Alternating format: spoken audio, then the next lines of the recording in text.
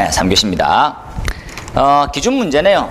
근데 저는 이게 좀 아예 좀 뭐 그러하지 않은 형태가 뭐 읽어보시고 실무적이니까 요건 좀 많이 틀리셨겠죠. 이거 보고 가시는 분 잘 없으니까 비슷한 저는 밑에는 스프링클러 음향장치하고 기동장치는 뭐 관리사 때도 많이 공부하고 암기하고 하는 게 있거든요. 이거 막 중구난방이지만 쓰시는 거예요. 쭉 일단 내용이 좀 많죠.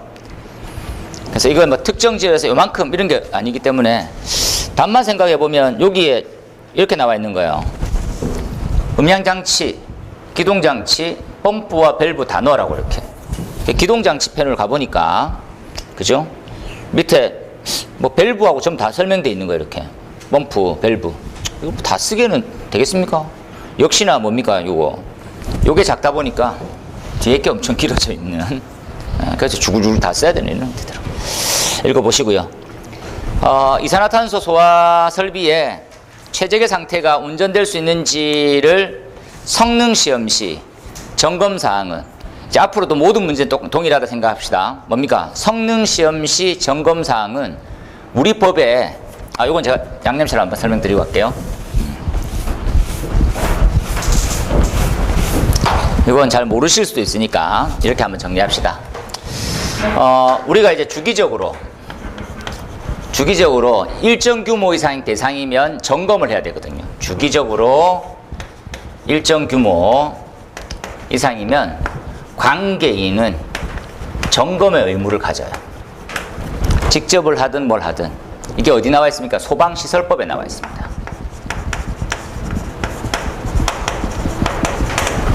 그래서 이렇게 한번 정리할게요. 그래서 지금 주기적인 거 별표 하나 딱 치면 왜 별표를 칩니까 하면 법이 바뀌었어요.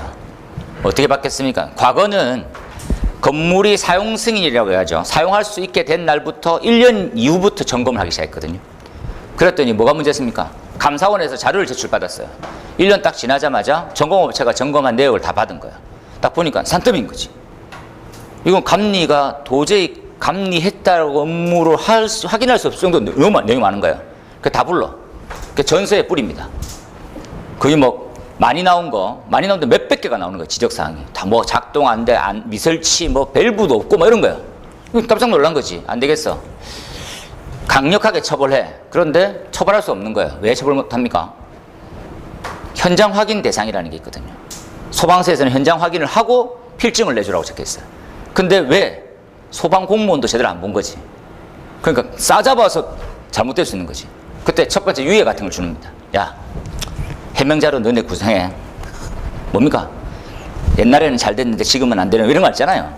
그게 뭡니까? 밸브 설치 안 됐으면 옛날에는 설치됐는데 누가 빼갔네요 이런 거 있잖아요. 정신 나가서 이런 거 하는 거지. 막 거짓말을 치는 거예요. 펌프가 예전에 있었던 것 같은데 지금 없네요 이런 거 있잖아요. 다 거짓말이지. 다 지어내요. 그래서 인지하는 거지. 그때 청이 약간 혼란이 빠지는 거죠. 감사원도 얘기 나오고 바꾸자 이 제도를. 뭘로? 사용하게 된 날부터 60일 이내 60일 이내에 뭘 받습니까? 최초 점검을 도입시킵니다.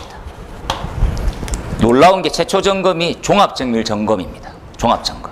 이걸 제도화시키죠. 됐습니까? 저는 이게 약간 좀 반대인 게 우리 지금 성능위주 설계 때 보면 준공시에 종합점검에 준하게 점검업체 불러서 점검해라거든요. 점검했어. 60일 있다 또 하는 거야. 그게 바른 건가? 정말. 그럼 성능 위주의 점검은 약간 과하다. 감리 책임으로 넘기고 종합점검 받아라. 이게 더 낫지 않습니까? 이게 낭비잖아요. 사회적 낭비. 그렇죠? 종합점검 업체만 돈 버는 거네. 배 아프네. 이런 걸 쓰잖아요. 이해됩니까? 그래서 지금 이제 점점 제도가 준공 때 점검업체를 해서 준공을 버는 형태로 점점 가고 있는 중입니다. 지금 참고로. 왜냐하면 심의에 때 의견을 내버리거든요. 야, 준공 때 점검업체 선정해서 해라 이렇게. 요거 지금 최초 점검이 있고 일반적으로 알고 있는 종합 점검. 옛날에 종합 정밀에서 지금 종합 점검을 바뀌고 작동 점검 이렇게 됐습니다. 지금 세부 기준이 엄청 많이 바뀌었거든요. 어떻게 바뀝니까? 공동주택은 그렇죠? 얼마 만에 100% 점검할 수 있게 바꾸고 아날로그 감지기 있으면 수신반에서 100% 무조건 점검해야 되고 1회차일 때 50% 점검하고 어떤 규모는 30% 점검하고 이런 게 세세하게 다 바뀌었어요. 무슨 이렇게 점검을 많이 해야 되겠죠. 왜? 감사원의 그 감사원 보고서를 보면 입을 자, 못 받네요. 이렇게 되는 거지. 그죠? 자, 일정 규모입니다. 몇 급 이상부터 대상이 될까요? 하면 상급 소방안전관리 대상물입니다. 상급은 도대체 어느 정도 규모일까요? 간이와 자탐이 들어가면 3급이 됩니다. 간이 스프링클러 또는 자동화 자탐 설비. 근데 법도 약간 교묘하게 바뀌었어요. 그죠? 주택 전용 간이 스프링클러가 들어가 있으면 제외. 뭡니까? 연립과 다세대는 제외가 되는 것도. 이상하게 꼬여있어요. 이렇게. 그죠? 근데 관계인이 지금 그냥 점검자는 직접도 할 수 있고 시킬 수도 있는 거예요. 그래서 점검할 수 있는 분류는 총 4가지가 있습니다. 이건 그냥 가볍게 들으세요. 직접 할 수 있습니다. 1번. 두 번째 누가 할 수 있습니까? 지금 새롭게 도입되어 있는 특급 점검자라는 사람이 할 수 있어요. 특급 점검자는 제가 안타깝지만 그렇게 해도 되겠다는 생각은 들지만 약간 업역의 침범이죠. 뭡니까? 기사입니다. 기사. 경력이 있는 기사. 원래는 점검은 누가 해야 됩니까? 관리사의 영역이었거든요. 그런데 할 수 있게 됐습니다. 특급 점검자. 그죠? 네. 특급 점검자는 근데 몇 급, 규모 작은 것부터 할 수 있지. 그 다음 세 번째 뭐가 합니까? 소방안전관리자로 뭐 돼 있는? 지정이 아니고 소방안전관리자. 지정되어 있는 기술사, 관리사가 할 수 있습니다. 소방안전관리자로. 네 번째, 관리업에 등록되어 있는 관리사가 할 수 있습니다. 이렇게 나누면 이 부분은 아주 소규모들, 이 부분부터는 나머지 큰 규모들 점검하는 거거든요. 되겠지요? 이렇게 해서 점검을 자체 점검이라고 합니다. 이 제도를 좀 이해하세요. 이렇게. 그러면 얘기했던 거 이제 들었어. 종합점검과 작동점검이 이게 핵심이구나. 맞아요. 근데 작동점검은 뭡니까? 작동점검은 기능 여부, 동작식 기능 여부를 하는 거다. 근데 그럼 어떻게 해야 되는 겁니까? 소방청장이 고시하는 성능표 이렇게 됐겠어요. 성능시험표 그대로 하는 겁니다. 네가 하고 싶은 대로 하지 말고 그 표대로 해라. 그 표가 입니다. 보이나요? 그 표대로 점검해. 엉뚱한 거 지적하지 마 제발. 그런 거지. 그래서 관리사 분들 중에서 질문하신 분 이런 겁니다.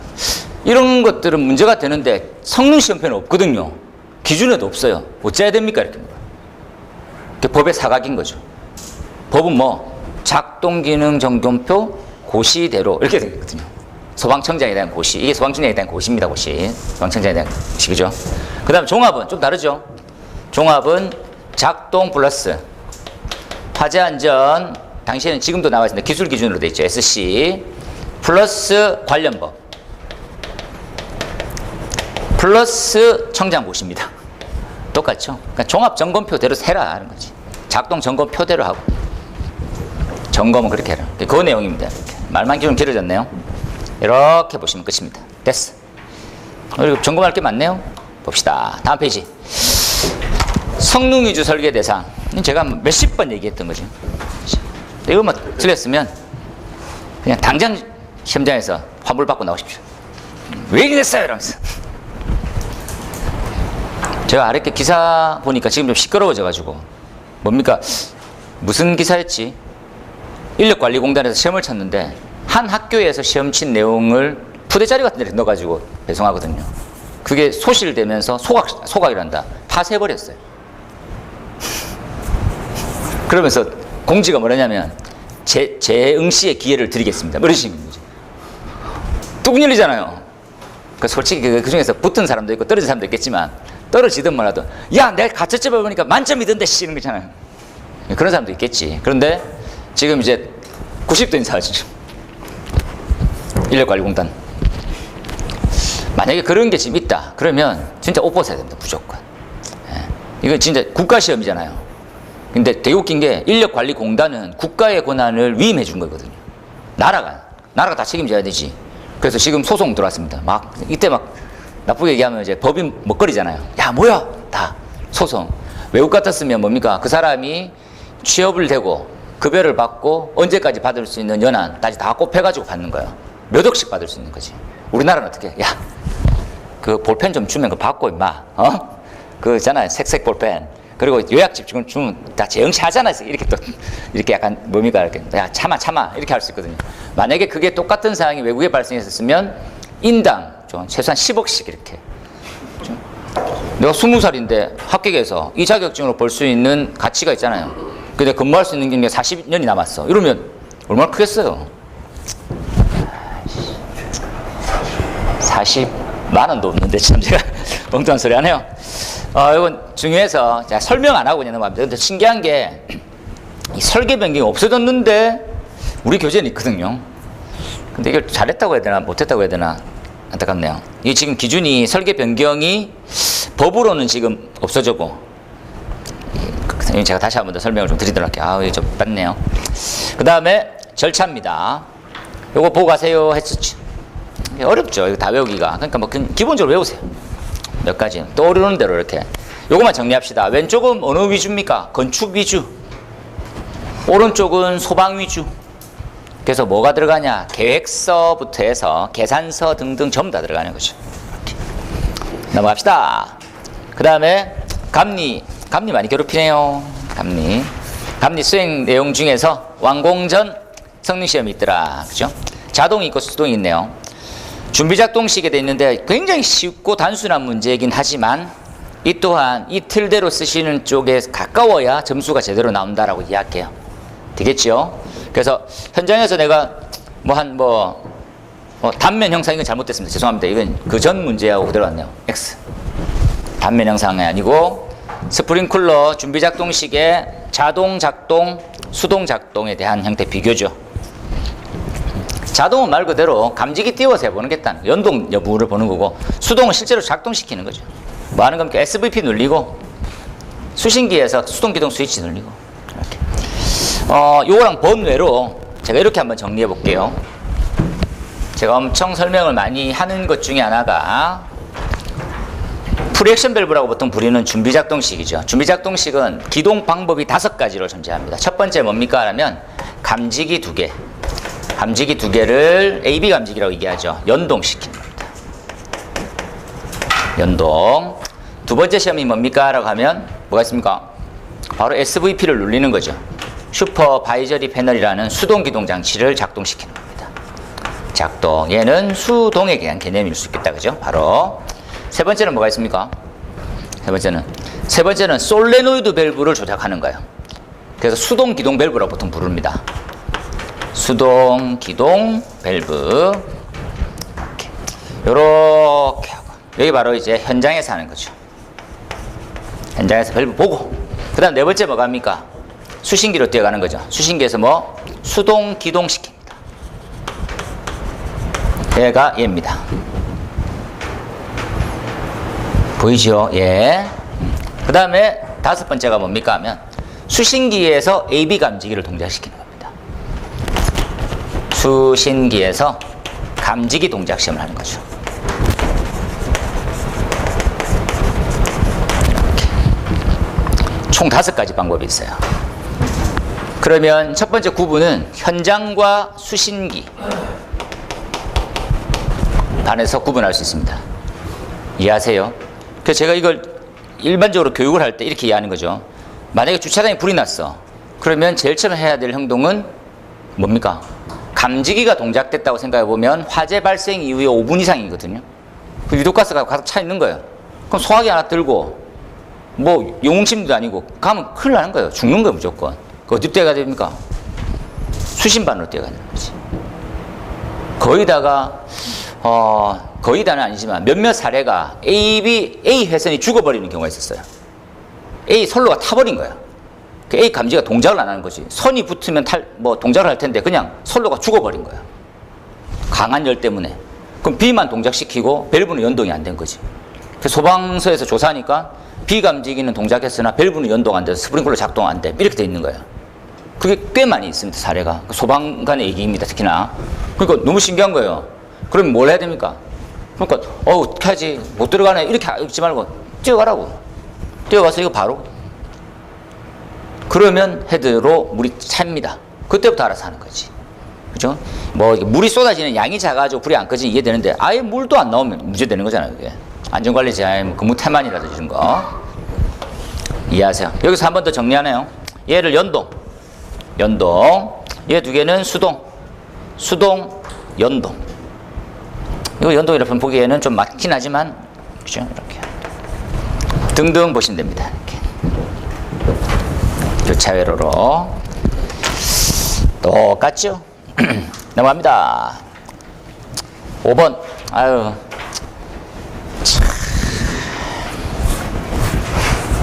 제가 좀 할 말은 아니지만 기술상 문제 이런 식으로 낼 것 같으면 진짜 에휴, 누구나 다 내겠다. 딴 게 자랑이냐 뭐 이렇게 뭐 하는 겁니까? 하향식 피난구 물었다가 교차회로 방식 물었다가 뭐 연관이 뭐가 있죠 이게?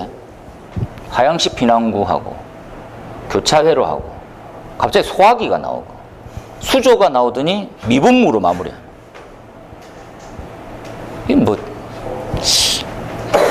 보통 그런 거 있잖아요. 옛날에 그 비디오 이런 거 엄청 옛날에 보면 제일 처음에 이 비디오 이상한 19금 비디오 보면 호환마마보다 무섭다고.